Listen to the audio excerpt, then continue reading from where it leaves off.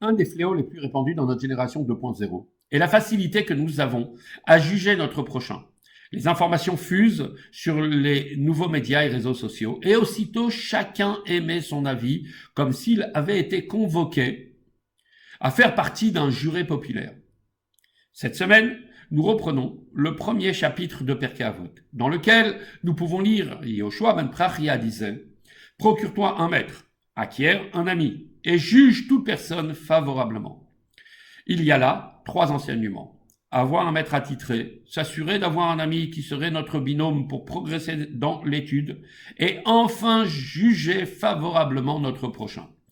Il y a lieu de s'interroger sur le lien du 3e enseignement qui, a priori, parle du regard que nous devons avoir sur notre prochain et des 2 précédents enseignements qui traitent de notre progression intellectuelle.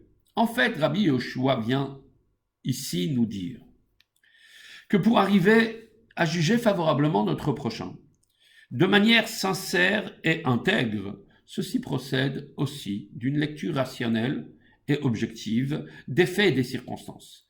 Pour être capable de juger favorablement son prochain, il faut savoir mesurer et évaluer les épreuves et les défis auxquels cette personne a été confrontée dans sa vie. Selon la tradition, un homme qui a eu de telles expériences est doté par Dieu de force suffisante pour pouvoir traverser ces étapes difficiles avec succès.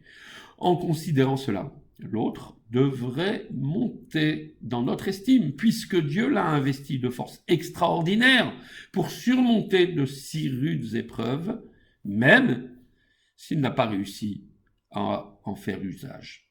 Ainsi, en ne portant pas de jugement sur notre prochain et en s'efforçant à ce que nos relations avec l'autre traduisent tout le respect que nous avons pour lui, cela l'inspirera certainement à développer ses potentiels cachés et à changer, peut-être, de conduite.